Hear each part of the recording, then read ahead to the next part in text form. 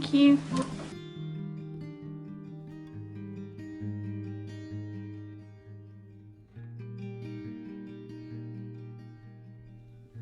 I've always felt so far removed from myself. But eventually, I realized the problem was that there was so much going on with me that when I tried to solve one problem, another would be revealed in its place. Something that was always there, but was masked by a more obvious issue. But at the same time, everything was so intertwined. I wasn't sure how to begin to untangle it all. I'm going to attempt to do so for you now, to the best of my ability.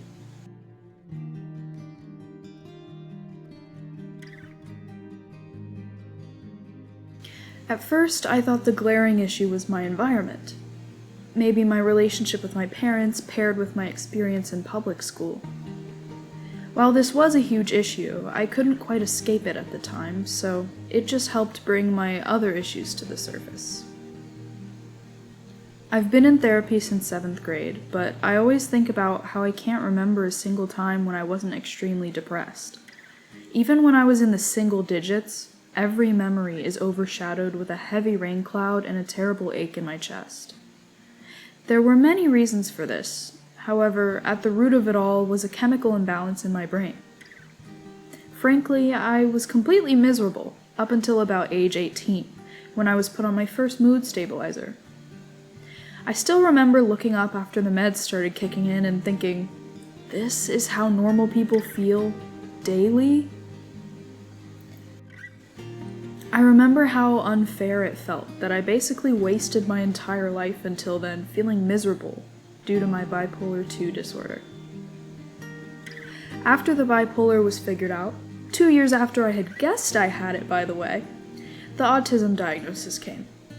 That was a whole other thread to follow back through the tangled mess. Realizing I was bullied a lot more than I thought when I was younger, I just didn't pick up on it at the time. Noticing so many things about the way my mind was structured and why I did things the way I did. Understanding society was not built for people like me.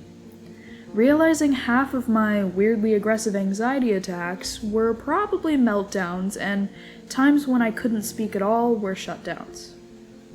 Feeling out of place and not understanding certain things. Then there was my queerness.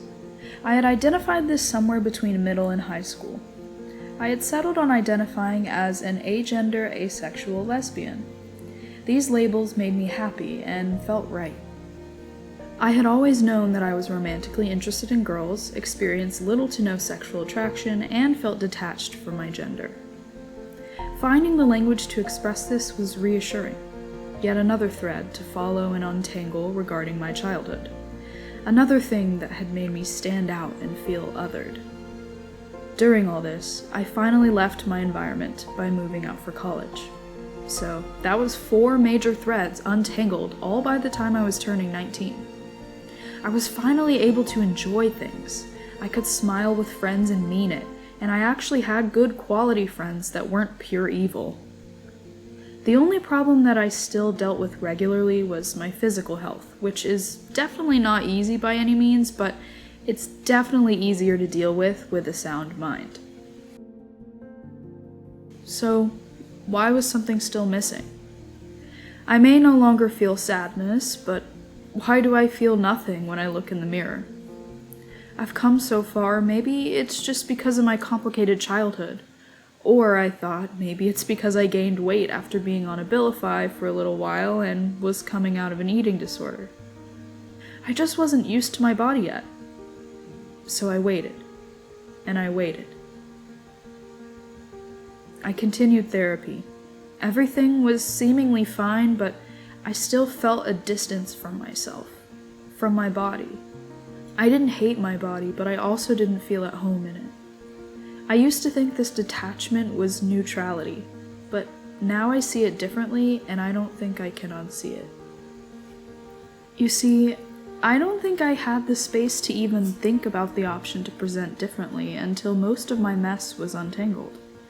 At this point, I've been going by any pronouns with they, them, or it's preferred. I thought my detachment from pronouns and gender expression meant I didn't care, or was neutral. when I really just didn't want to face how I truly felt. I couldn't hold these feelings because I was in constant survival mode until now. It came on slowly. I slowly decided to explore my more masculine side, to dress more masculine and get my first masculine haircut. But while waiting for my haircut date to arrive, I realized something. I was terrified. Not because I was worried I wouldn't like it, but because I was worried I would. I was terrified of exposing something I wasn't ready to deal with, something that would change everything, something I already knew deep down. I cried to my sister a couple of days before I got my haircut. They encouraged me to order the binder I had guiltily placed in my cart, and I ordered it. The day I got my haircut, I went and told my best friend. I was still unsure, but I explained it to the 2 people I knew would understand. I plan on calling my other 2 friends to tell them soon. I don't know when I'll be ready to discuss this with my parents. That is ultimately why I took a hiatus from posting online so much. They know about my previous identity and are fine with it, but have expressed negative thoughts and feelings about gender-affirming care. In case you haven't figured it out at this point, I'm coming out as a trans man. I think I'm still on the non-binary spectrum of things, but I feel more aligned with a masculine presence. When I was talking to my friend last week, I said I felt about 75% like a man. This may be hard for some to understand, but it is yet another thread that has been tangled since childhood, and I hope it is one of my final threads to untangle. Although, I know the untangling never really stops. You may be wondering, so do you use he, him now? How should I refer to you? My answer to that is yes. My new pronouns are he, it, and my new name is, drumroll please, Lee. I know that name may seem a little boring, but I actually pulled it from the end of my birth name. I like it, and so I hope you can grow accustomed to it as well. Or feel free to keep calling me different versions of my username.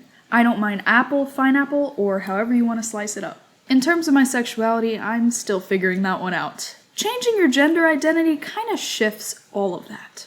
My guess, though, is still asexual, but bisexual rather than lesbian, or biromantic if you want to get into semantics. I think the reason I avoided men like the plague and they made me so uncomfortable is because it would have made me face these feelings earlier on rather than me having no attraction to them. If you're watching this as an old fan of mine, I do want to thank you. Thank you for still being here. It means a lot. And extra thank you if you're supportive and plan on continuing to stick around. I don't really know at the time of writing this where I stand on my content creator journey.